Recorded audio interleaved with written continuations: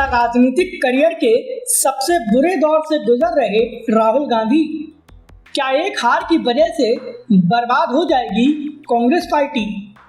क्या बिहार चुनाव पर टिका है राहुल की कांग्रेस का भविष्य?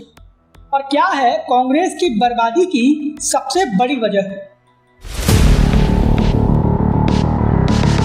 नमस्कार, ये है एनालाइज नाउ और आज हम बात करेंगे कांग्रेस पार्टी की, जिसके सर्वोच्च नेता यानी राहुल गांधी बिहार में वोट चोरी और एसआईआर के मुद्दे पर चुनाव आयोग और बीजेपी पर हमलावर हैं। राहुल गांधी के लिए ये उनके सियासी करियर का सबसे मुश्किल दौर है, क्योंकि अगर उनकी पार्टी एक और चुनाव हारी तो उनका राजनीतिक करियर खत्म भी हो सकता है। अब अगर कांग्रेस को एक और हार मिलेगी तो पार्टी चौतरफा मुसीबतों में घिर जाएगी और गांधी परिवार सबसे ज्यादा कमजोर हो जाएगा। आखिर ये पूरा मसला क्या है, चलिए बताते हैं। वीडियो शुरू करें उससे पहले हमारे चैनल को सब्सक्राइब कर लीजिए। लोकसभा चुनाव 2024 के नतीजों के बाद प्रधानमंत्री नरेंद्र मोदी ने अपने पहले भाषण में कहा था कि कांग्रेस को पिछले 3 चुनावों में उतनी सीटें नहीं मिली हैं जितनी बीजेपी ने 2024 में जीती हैं।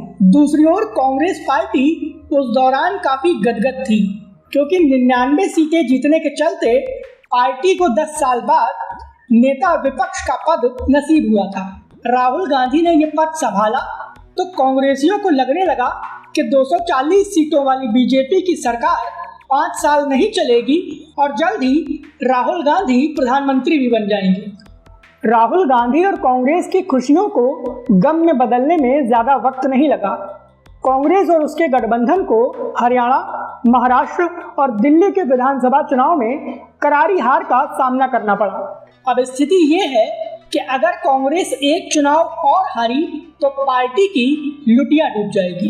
लेकिन दिक्कत यह है कि हार सामने खड़ी दिख रही है, क्योंकि चुनाव बिहार का है, जहां प्रधानमंत्री नरेंद्र मोदी और मुख्यमंत्री नीतीश कुमार की पॉपुलैरिटी के आगे राहुल गांधी और तेजस्वी यादव की चमक काफी धुंधली पड़ गई है। बिहार विधानसभा चुनाव को लेकर राहुल गांधी वोट चोरी का मुद्दा लाए हैं, लेकिन जमीन पर जनता के बीच ये मुद्दा चर्चा का कोई विषय ही नहीं है। इसी का नतीजा है कि राहुल गांधी की जो वोटर अधिकार यात्रा पटना में एक बड़ी रैली के साथ खत्म होनी थी, उसकी रैली को ही कैंसिल कर दिया गया। अब केवल पदयात्रा के साथ राहुल गांधी की यात्रा खत्म हो जाएगी। संभवतः राहुल गांधी और पूरा विपक्ष समझ चुका है कि उनका कोई नैरेटिव जमीन पर काम नहीं कर रहा और विपक्ष की खस्ताहाल स्थिति तब है जब अभी नरेंद्र मोदी और एनडीए ने अपना प्रचार शुरू नहीं किया है। सोचिए कि जब प्रधानमंत्री नरेंद्र मोदी अपने पूरे फोर्स के साथ चुनाव प्रचार करेंगे तो विपक्ष का क्या हाल होगा।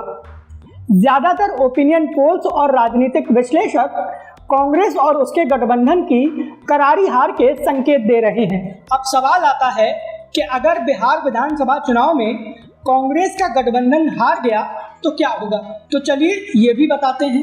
बिहार चुनाव के बाद अगले साल पश्चिम बंगाल में चुनाव होने हैं और अगर कांग्रेस बिहार हारी तो बंगाल में ममता बनर्जी कांग्रेस पार्टी को भाव नहीं देगी।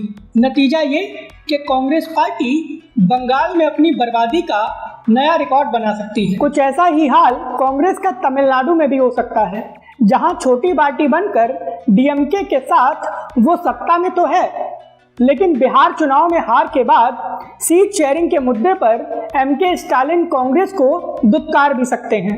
नतीजा ये होगा कि तमिलनाडु में भी कांग्रेस का कद छोटा हो जाएगा। केरल में भी अगले साल चुनाव है और बिहार चुनाव हारने के चलते कांग्रेस केरल में हताशा के साथ चुनावी मैदान में उतरेगी।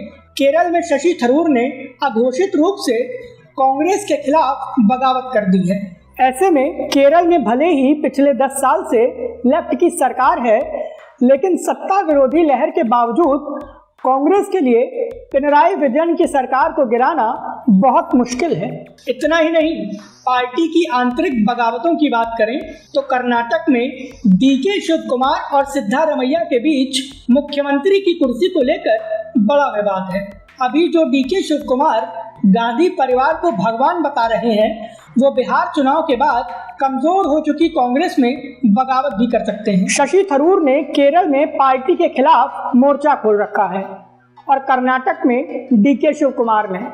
कुछ ऐसी ही स्थिति मध्य प्रदेश की हो गई है, जहां ज्योतिरादित्य सिंधिया की साल 2020 की बगावत को लेकर दिग्विजय सिंह और कमलनाथ भिड़ गए हैं। और एक सच ये भी है कि दिल्ली के बाद कांग्रेस सबसे ज्यादा मध्य प्रदेश में कमजोर है और बिहार की हार पार्टी को नए गर्त में पहुंचा सकती है।